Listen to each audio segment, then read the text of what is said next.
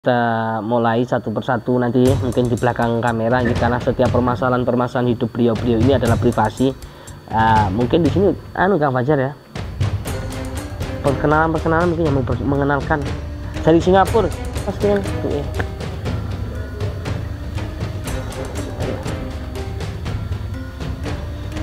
Bu, diulangi lagi yang kemarin Bu, videonya kan hilang jenengan, dihapus.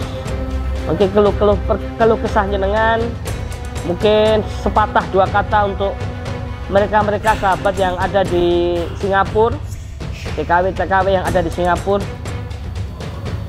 Ngomong apa kemarin bingung kan, soalnya lupa ada. Iya, ya karena kita kan pertemuan masih sekali itu Bu. Ya. Sebenarnya kalau sakitnya sudah parah kayak jenengan, ya maaf sudah untuk jalan itu susah. Kalau murni sihir kan butuh proses untuk terapi niku. Uniknya li cepet li. Saya disuruh orang dan di pengobatan. Lalu saya pulang itu diadang orang Gus. Diadang orang itu dia menggunakan kekerasan. Makanya saya inisiatif dengan saya rawuh datang pondok Terikul Jannah. Saya kepingin mengatasi orang-orang yang seperti itu Gus. Pernah yang sekali itu saya diadang, kok wani kon mlebu kampung dunya Gus. Monggo yang sakit tangan kanannya taruh di dada, walaupun nggak sakit, ini bisa mengangkat penyakit kita dari penyakit hati, hasud, iri, dengki, sombong, juga penyakit medis jenengan. Mungkin ada yang sakit gula darah, diabetes, apalagi stroke, insya Allah diangkat penyakitnya oleh Allah, yakin ya. Jangan berobat kemanapun, lek mboten yakin, kalau nggak yakin ya ndak percuma ya. Kalau yakin insya Allah Allah sesuai prasangka hambanya. Qalbi wa jasadi wa ruhi sayyidi Rasulillah Muhammad ibni Abdillah As-Sadiqil Amin wa ala alihi wa sahbihi ajma'in. Madu Ruqyah Gio ini merupakan madu yang diambil langsung dari sarangnya, sehingga untuk keaslian madu tersebut sangat terjaga. Dan juga madu Ruqyah Gio ini sudah didoakan oleh para ulama dan habaib dan dibacakan burdah, maulid rotib al-hadad, serta didoakan ribuan jamaah, yang tentunya madu ini sangat bermanfaat bagi kesehatan dan khasiatnya juga sangat banyak, yaitu untuk penyakit medis dan non-medis seperti sihir, tenun, guna-guna, santet, dan untuk penyakit medis seperti stroke, penyakit jantung, tumor, sulit mendapatkan keturunan, malas beribadah, anak nakal, dan lain-lain. Rasulullah Shallallahu Alaihi Wasallam bersabda, "Aku menganjurkan atas kalian 2 obat madu dan Al-Quran hadis." Imam Bukhari Muslim. Jika ingin memesan madu Ruqyah Gio, hubungi nomor admin 0813 332 2776. Dan hasil dari penjualan madu Ruqyah Gio ini juga disumbangkan untuk pembangunan Masjid Thariqul Jannah dan pondok pesantren. Bagi para donatur yang ingin menyumbangkan hartanya untuk pembangunan Masjid Thariqul Jannah ini bisa kirim ke nomor rekening Bank BCA 123 052 7225, Bank BRI 0516 0103 2763504, Bank Mandiri 1440575711111, atas nama Muh Idrisul Marbawi, Yayasan Gus Idris Al-Marbawi. Assalamualaikum warahmatullahi wabarakatuh. Bersyukur kepada Allah dengan ucapan alhamdulillahirabbil alamin, bersolawat kepada Nabi Muhammad dengan ucapan Allahumma sholli ala sayyidina Muhammad. Alhamdulillah malam hari ini kegiatan ru'yah atau pengobatan setiap malam Ahad ya, setelah habis sholawatan. Walaupun kita capek ya Ustaz Fajar, dari Pamekasan tadi, dari mana Batu Ampar ya, sudah 2 hari perjalanan, tapi karena ini sudah istiqomah habis sholawatan setiap malam Ahad ya, kita menerima tamu bagi yang ingin konsultasi dan berobat. Maka walaupun ini sudah tugas, jadi kita harus betul-betul maksimal. Alhamdulillah di sini banyak dari Madura juga ini, Masya Allah, luar biasa. Madura semangat nih. Alhamdulillah. Mungkin yang datang ke sini itu banyak yang diuji oleh Allah. Kenapa kok saya katakan diuji? Itu tandanya Allah sayang kepada kita. Ada yang diuji ekonominya hancur, ada yang diuji rumah tangganya hancur, ada yang diuji hidupnya berantakan, ada yang diuji anaknya, macam-macam ujian. Itu cara Allah pengen dekat dengan kita, cara Allah pengen kita lebih dekat lagi kepada beliau, yaitu dengan kita dikasih ujian. Kalau kita dikasih kesenangan, kenikmatan, kebahagiaan, disitulah Allah pengen jauh sama kita. Rata-rata hambanya kalau dikasih kenikmatan, dikasih kebahagiaan, rata-rata itu pasti lupa. Ketika posisi kita lagi seneng, lagi di atas, rata-rata menurun, ibadah kita turun, ketaatan kita turun, tawaduk kita turun. Nah itu cara Allah pengen jauh sama hambanya. Kebanyakan manusia itu kalau dikasih nikmat, dikasih jaya, dikasih pangkat, dikasih popularitas dan lain-lain, rata-rata itu lupa pada Allah. Maka Allah kasih teguran di sini. Karena apa? Bukan Allah benci sama kita, tapi Allah sayang kepada kita, Allah rindu kepada kita biar kembali seperti dulu lagi. Kalau hambanya yang dikasih kenikmatan, dikasih kebahagiaan, itulah dekat sama Allah, tetap dekat sama Allah, itu hamba yang luar biasa, hamba yang hebat. Yang paling rugi adalah hamba yang dikasih ujian, dikasih musibah, dikasih teguran, tetap angkuh, tetap sombong, sehingga lupa sama Allah. Kenapa sih hidup kita ini jarang ditunjukkan keajaiban-keajaiban dari Allah? Karena hati kita tidak selaras dengan lisan kita. Lisan kita ketika kita diuji oleh Allah, la haula wala quwata illa billah, tidak ada kekuatan kecuali dari Allah. Itu lisan kita, tapi hati kita masih berharap pertolongan kepada manusia. Nah ini makanya Allah jarang tunjukkan keajaiban-keajaiban dalam hidup kita. Oleh karena itu saya mengajak semua subscriber yang menyaksikan tayangan ini, kita jadikan ibrah, kita jadikan hikmah. Karena pasti rata-rata kita baru ingat Allah itu kalau kita sudah diuji oleh Allah. Terkadang teguran oleh Allah ini menjadikan kita bisa membedakan mana itu teguran, mana itu ujian dari Allah. Banyak sekali ujian-ujian hidup manusia. Ada mungkin yang kita hidup dikelilingi orang-orang yang zalim kepada kita, orang-orang yang hasad kepada kita, apalagi sekarang marak sekali sihir, marak sekali ilmu hitam dan mudah dipelajari, marak sekali istidraj. Bahkan yang masih muda-muda seusia Ryan ini banyak sekali yang belajar ilmu hitam, ilmu dukun. Bahkan anak SMA, SMP itu kayak belajar pelet, belajar menyentuh tanpa menyentuh jarak jauh ya, sama jarak SMA banyak. Setelah kita riset ternyata mereka itu yang diamalkan adalah istidraj, naudzubillah. Apa itu? Yaitu tidak ada melibatkan Allah, kekuatan itu bersumber dari setan. Sehingga malas ibadah, gak mau sholat, gak mau zikir, gak mau amal-amal ibadah yang baik, karena menjauh. Dan situ menyatu dengan setan. Dan bacaan-bacaan yang diamalkan mereka itu adalah bacaan-bacaan rapal-rapal yang memuja iblis, memuja setan. Tidak ada sama sekali lafaz Allah, mengagungkan Allah, tidak ada sama sekali.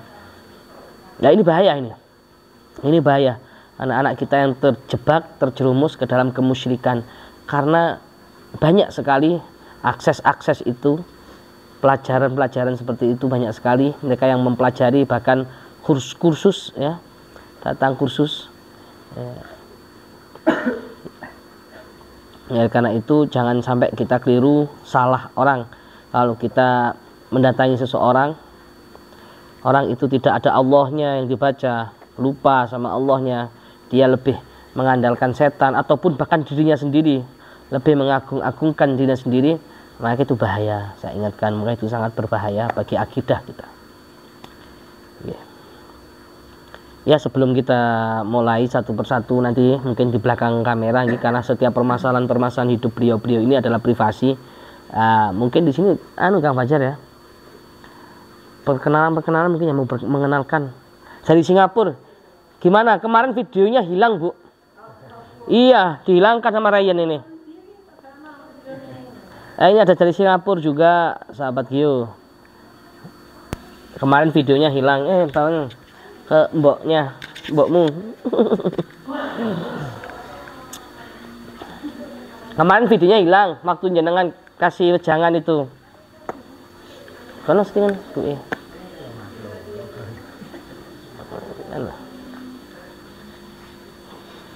Bu, diulangi lagi yang kemarin Bu, videonya kan hilang jenengan.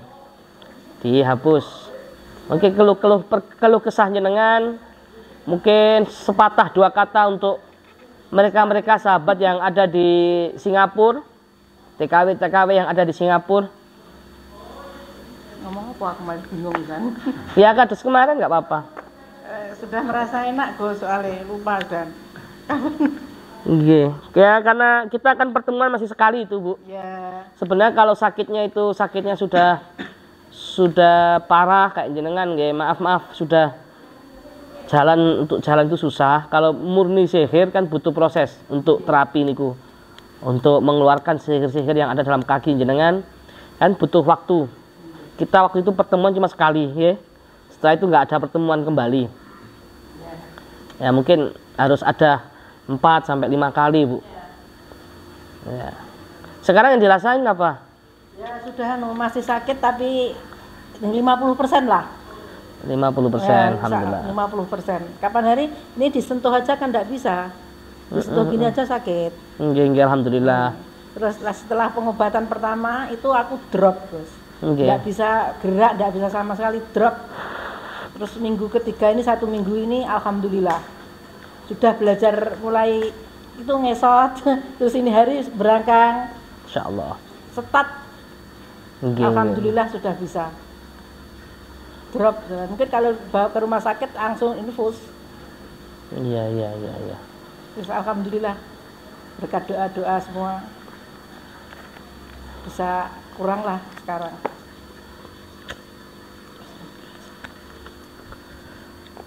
Ya mungkin sebelum kita mulai pengobatan nanti kita berdoa tawasul nggih. Doa istighosah khusus.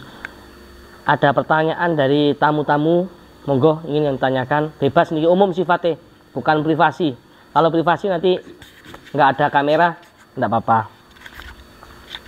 Mungkin dari jenengan ada yang mau ditanyakan. Nama? Oh nggak mangke mawon, privasi mangke mawon. Niki sifatnya umum. Suara saja. Pakai suara saja, nggih. Monggo. Malu. Punyai nggih. Monggo. Nuwun sewu Gus. Nggih. Sehubungan Ada sini dengan kameranya. Ada sini. Dengan maraknya ilmu hitam, terus apa yang bisa dilakukan agar jangan yang hitam itu mewarnai yang putih, agar walaupun hitamnya jalan tapi putihnya juga nggak keganggu. Dengan jalan apa? Dengan maraknya ilmu yang seperti Gus tadi sampaikan, ilmu pelet, ilmu santet, sihir juga. Gimana caranya untuk ilmu semua yang hitam itu tidak berpengaruh pada yang putih? Kalau pengaruh itu pasti Bunyai. Karena dari dulu sampai sekarang ada Fir'aun, ada Nabi Musa. Ya ada Namrud, ada Nabi Ibrahim. Ada hitam, ada putih kan ngoten. Tergantung diri kita saja. Saya pernah ada teman di Tulungagung ahli ruqyah beliau. Beliau itu ahli ruqyah setiap ngobatin orang banyak yang jodoh. Ruqyah yang dibaca itu ayat Al-Quran, betul-betul Ustadz beliau.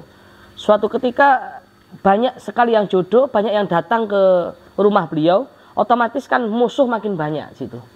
Orang yang nggak suka, yang hasad, apalagi musuh-musuh orang yang berobat ke situ sembuh karena sihir, pasti kan nggak terima. Logikanya gitu. Suatu ketika waktu itu beliau sakit. Waktu itu sakit, di rumahnya tinggal sama ibunya dan adiknya perempuan. Ayahnya sudah meninggal. Suatu ketika beliau sakit, kerasukan, ibunya telepon ke saya, "Gus, tolong ini si fulan sakit kerasukan." Padahal ustadz nih, Pak. Ustadz ahli ruqyah. Biasanya ngobatin orang yang kena santet, orang yang kerasukan di ruqyah. Ini beliau kerasukan sendiri, padahal ustadz. Nah, kita ditelepon, disuruh minta tolong, disuruh membantu beliau. Jarak dari Malang ke Tulungagung kira-kira berapa jam ya? 4 jam, 5 jam ya. Kita jam 10 ditelepon berangkat, nyampe Blitar, dulu belum ada tol. Kalau mau ke Tulungagung lewat Blitar. Nyampe Blitar itu ban kita 4 bocor semua. Jam 12 malam, Pak. Jam 12 malam, setengah 1 itu bocor, cari tambal ban enggak nemu-nemu.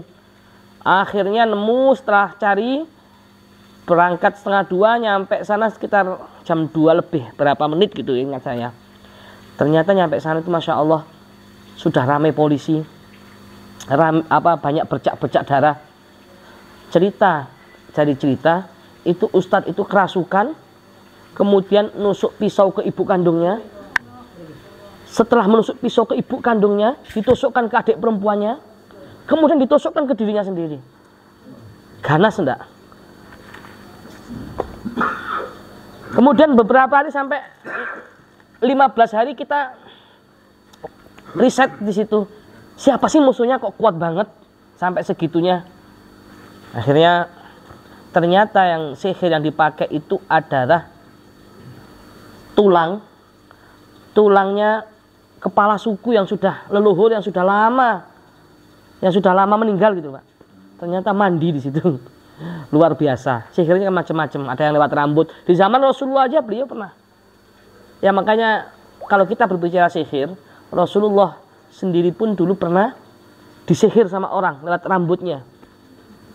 Lewat rambut beliau diambil oleh pembantunya, orang terdekatnya, kemudian beliau merasa berat, Rasulullah merasa berat di situ. Ternyata itu adalah sihir. Ternyata ada makhluk yang kayak gitulah, makhluk yang negatif.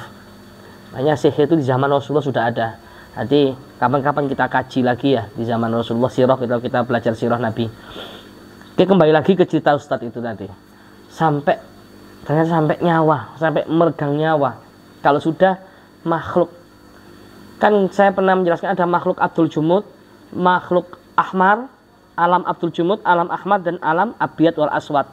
Kalau sudah alam Ahmar ini bahaya, bisa menguasai aliran darah kita sehingga kesadaran kita betul-betul tidak sadar total, 0,5% alam bawah sadar kita. Sehingga makhluk kayak gitu bisa sepenuhnya nyetir, menguasai diri kita. Makanya hati-hati betul. Itu seorang ustadz pun bisa merasuk, pasti ada apa ngarani Kang? Ono celah di situ, ada celahnya. Pantangan, contoh misalkan marah, godop atau marah itu adalah pintu setan. Sesakti apapun benteng kita, kalau kita keadaan marah, itu mudah ditembus oleh sihir. Karena apa? Marah itu portal kita kebuka, kesadaran kita berkurang. Di saat itu masuklah makhluk halus ke dalam diri kita, apalagi santet, jin kongkonan itu malah cepat masuknya. Terus depresi, orang yang keadaan depresi, kesadarannya akan berkurang. Di saat kesadaran berkurang, penat, capek, lelah, gampang masuk sihir. Walaupun tanpa mengambil rambut kita. Memang yang paling enak itu ilmu hitam, kalau rambut jenengan diambil, itu paling mudah itu. Media yang paling mudah untuk sihir.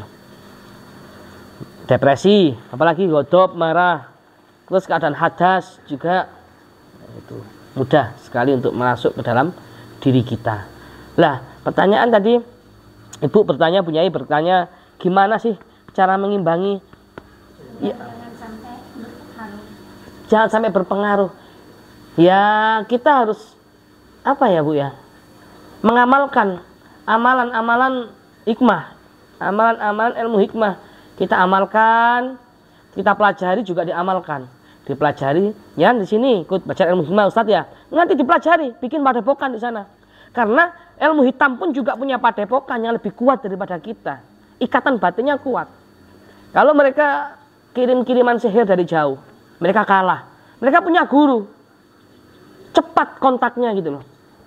Lebih cepat daripada kita. Apa ya, ikatan batin mereka itu lebih bagus lah. Lebih kuat daripada kita. Ya gimana ya, kita pererat silaturahim.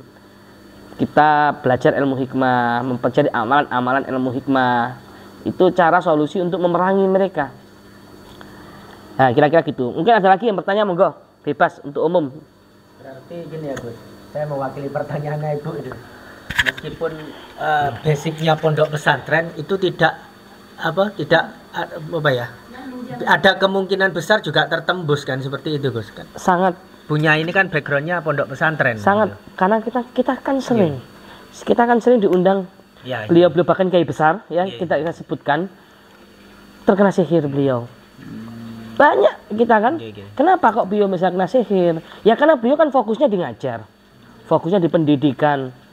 Ibaratnya gini loh, kita tidak menjatuhkan yang lain ya, namanya kita tugasnya sendiri-sendiri ya, beliau perjuangannya sendiri, pendidikan, mencetak santri-santri yang berprestasi kan gitu, sehingga tidak sempat memikirkan orang-orang di sekelilingnya yang zalim kepada dia, yang ahli sihir di situ. Kan? Adik, maaf, kadang seorang guru, ustadz itu belum tentu dia menguasai sihir, menguasai ilmu hikmah juga. Nah kan ngoten. Nah, misalkan beliau yang ahli nahwu, beliau yang ahli tasawuf, beliau yang ahli balaghah, belum tentu ahli hikmah, ahli ilmu hikmah. Makanya ilmu itu kan luas, samudra. Ya itu. Ya kita tekankan terutama di daerah-daerah yang betul-betul mayoritas banyak sihir. Nah, kita himbau untuk betul-betul mempelajari mempelajari ilmu hikmah di situ. Karena itu bisa untuk jadi benteng diri kita dan bisa menolong orang-orang di sekeliling kita yang punya masalah dengan mereka-mereka yang wani nek mburi nek ngarep gak wani. Itu. Karena marak karena kita akan terjun di dunia itu. Marak sekali mereka yang masih muda-muda sudah belajar ilmu hitam. Dan itu sangat mudah sekali untuk dipelajari. Sangat mudah. Kalau di ilmu hikmah kita puasa untuk Allah, mereka puasa untuk setan. Lihat media setan. Lihat media iblis. Nah itu. Semua ada tirakatnya, ada puasanya, ada triknya gitu. Ya gimana solusinya ya? Ayo paling enggak kalau kita enggak sempat belajar ilmu hikmah, paling enggak anak-anak kita kirim kepada beliau-beliau yang ahli hikmah untuk belajar. Karena mau enggak mau dibutuhkan seperti itu. Ya. Karena mereka yang sakit belum tentu sakit medis. Banyak juga yang sakit kena sihir. Ngoten. Monggo, wonten malih. Ada lagi yang mau ditanyakan, silakan. Gus, kalau kita itu sudah tua itu bisa Gus mempelajari ilmu hikmah gitu? Bisa, nggak ada batasan usia Pak. Karena mempelajari ilmu hikmah itu cuma 1 kholwat, 2 riyadhah. Riyadhah itu apa? Contoh, riyadhah itu dengan cara kita puasa, okay? Dengan cara kita puasa, terus dikasih amalan, bacaannya itu malam. Cari kamar sendiri, tempat yang sekiranya nggak ada siapa-siapa, itu dibaca sampai menjelang subuh. Itu namanya kholwat dan bacaan. Dari riyadhahnya apa ya? Puasa itu. Cuma itu saja. Jadi siapapun bisa melakukan, pokoknya jangan kuat poso. Karena amalan tanpa puasa itu kurang mendarah daging, Pak. Jadi ilmu hikmah itu rata-rata puasa. Puasa, kholwat, riyadhah, cuma itu mawon pun riyadhah, kholwat itu saja. Bisa mendapat petunjuk nanti. Nggih. Maaf, saya tanya. Miknya Li, cepat Li. Pernah saya dijemput orang ya, untuk pengobatan. Lalu saya pulang itu dihadang orang Gus. Dihadang orang itu dia menggunakan kekerasan. Makanya saya inisiatif dengan saya rawuh datang pondok Tariqul Jannah, saya kepingin mengatasi orang-orang yang seperti itu, Gus. Pernah yang sekali itu saya diadang, kok wani kon mlebu kampungku ngeten, Gus. Itu saya mau diajak. Ya alhamdulillah saya waktu itu masih dilindungi sama Allah. Yang kedua, sempat dia itu pakai pistol, Gus. Ya waktu itu saya sempat kena pukul saya di dalam mobil, saya nggak berani keluar, saya dipukul. Ya itu untuk mengatasinya itu amalan yang mana, Gus, yang saya kerjakan, Gus? Terima kasih. Matur suwun sangat. Assalamualaikum warahmatullahi wabarakatuh. Assalamualaikum. Jatuhnya di ilmu kanuragan, Pak. Ilmu hikmah itu jangan salah mengartikan. Kadang orang nggak salah mengartikan ilmu hikmah itu ilmu yang mental-mental, bukan. Ilmu hikmah itu yaitu tadi ilmu yang mendapatkan ridho dari Allah, pendekatan kepada Allah, itu namanya ilmu hikmah. Terus kalau kayak jenengan itu namanya kanuragan, Pak. Kanuragan. Macam-macam banyak kanuragan, ada Asmaul Husna. Kalau di Madura, ini kan banyak Madura, ada Sungai Raja, Kaju Raja, Tasek Mereng, Gunting Mereng, Kak Cekak. Saya dulu pernah melajari semuanya. Lah ilmu-ilmu seperti itu keluarnya ketika keadaan terdesak. Keadaan terdesak, Pak. Kalau nggak terdesak, enggak. Misal kita kepepet mau digebukin orang. Lah itu dengan sendirinya keluar kebal. Bisa yang mau mukul mental. Contoh dulu ada santri di sini mencuri klambi. Klambi itu apa? Bukan kerambil. Kelapa muda. Mencuri zaman dulu ya. Ketika itu ketahuan yang punya, terus mau digebukin sama beberapa orang. Ketika digebukin mental sendiri. Karena anaknya pernah belajar pengisian di sini. Pengisian Asmaul Husna. Oh, berarti seperti saya kemarin isi sama Pak Yai, termasuk saya juga. Iya, lah nanti keluarnya, Pak. Keluarnya ketika terdesak. Kaju Raja, Sungai Raja, Tasek Mereng, Gunting Mereng, itu pun kekebalan seperti itu, jenengan kan Madura pasti paham. Itu keluarnya ketika terdesak. Amalannya. Iya, saya amalkan itu. Banyak. Kanuragan kan macam-macam, banyak tingkatan. Oke, Kaju Raja, Sungai Raja pun juga bisa untuk kekebalan. Bisa untuk kanuragan juga. Tasek Mereng, Gunting Mereng, Kaju Raja. Kita semua pernah mempelajari, pernah mendapatkan ijazah juga dan mempelajari dengan sangat sempurna itu. Yang paling dasar kalau kanuragan yaitu Asmaul Husna. Ya Hayyu, ya Aliyu, ya Maliyu, ya Wafiyu, ya Wakiyu, ya Qawiyu, ya Ghaniyu, ya Waliyu, ya Bakiyu. Itu untuk kanuragan. Dan bisa juga untuk mengembalikan santet dari jauh. Tapi jenengan kalau tidak bisa penerawangan, nggak bisa menembus batas, ya nggak tahu musuhnya. Tapi kalau tahu musuhnya kan portal jangan kebuka kan bisa mengembalikan dengan bacaan Asmaul Husna itu. Jadi tahap pertama ya belajar kanuragan ya, yang kedua pembukaan portal atau penerawangan. Nanti naik lagi melepas tubuh halus atau raga sukma. Jadi ngoten. Ada satu lagi pertanyaan monggo dari ibu-ibu mau tanya monggo sebelum kita mulai. Syutingan kan ibu-ibu ini kan. Kok minggir. Kau masih pegang ini. Ngantuk goni. Monggo, yang tanya satu lagi silakan dari Ponorogo mungkin.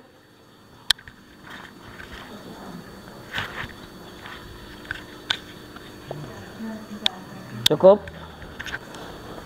ya. Ya sebelum kita mulai pengobatan, monggo kita tawasul dulu dan baca sholawat. Biar apa? Biar hati kita netral. Intinya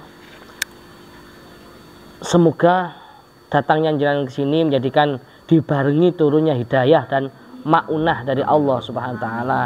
Sehingga ujian-ujian jenengan itu semua mendapatkan solusi malam hari ini dari Allah. Amin. Datang dari Allah. Amin ya Allah ya Rabbal. Amin. Itu adalah syafaat Rasulullah. Syai'ulillahil Fatihah.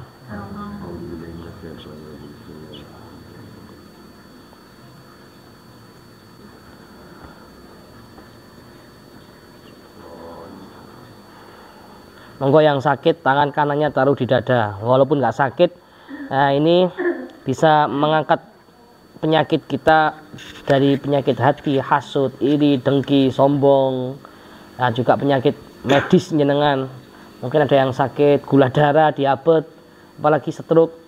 Insya Allah diangkat penyakitnya oleh Allah, yakin ya. Yang berobat kemanapun, lek mboten yakin, kalau nggak yakin ya, ndak percuma. Ya. Kalau yakin, insya Allah, Allah sesuai prasangka hambanya. Allahumma salli wa sallim ala sayyidi wa habibi wa tabibi qalbi wa jasadi wa ruhi sayyidi rasulillah Muhammad ibn Abdillah as-sadiqil amin wa ala alihi wa sahbihi ajma'in. Yang nggak bisa sambil diikutin, Allahumma sholli wa sallim ala sayyidi wa habibi wa tabibi qalbi wa jasadi wa ruhi sayyidi rasulillah Muhammad ibn Abdillah as-sadiqil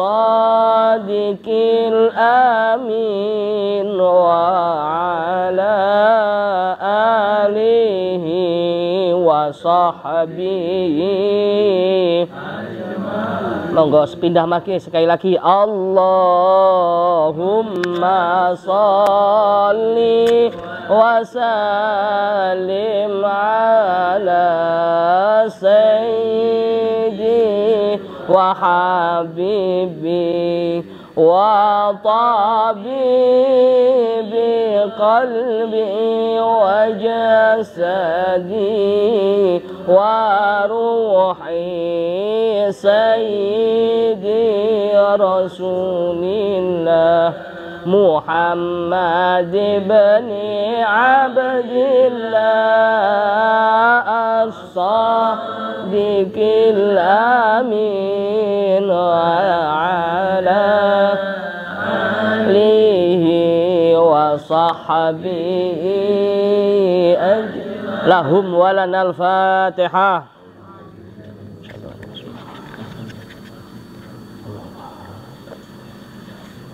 Mungkin itu yang dapat kami sampaikan, sahabat-sahabat Geomania.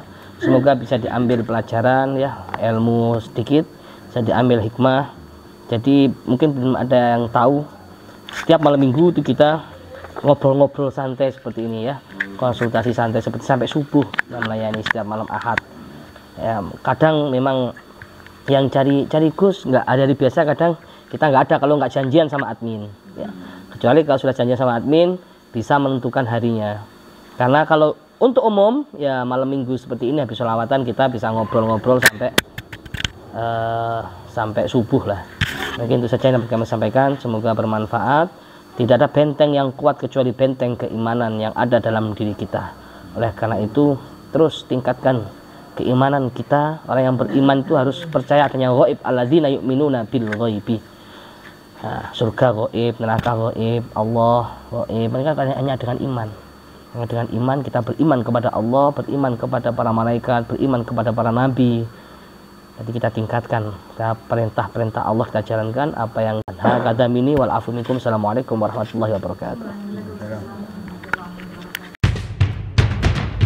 Kita semua Geomania, pemuda pemersatu bangsa Indonesia, tanah air kita merah putih melekat di dada.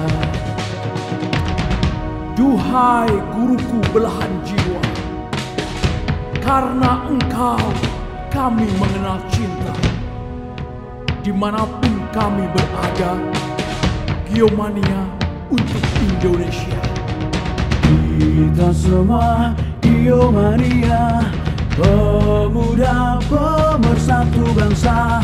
Indonesia tanah air kita, merah putih melekat di dada. Dari Lodi panutan kita, Gus Idris guru kami tercinta. Torik Kujana kebanggaan kita, panggil kami Geomania. Jayalah jaya Geomania, jaya selalulah baik ulama. Tangguhkan hati untuk Indonesia, bersolawat sampai akhir masa. Duhai guruku belahan jiwa, karena engkau kami mengenal cinta. Dimanapun kami berada, Geomania untuk Indonesia. Geomania untuk Indonesia.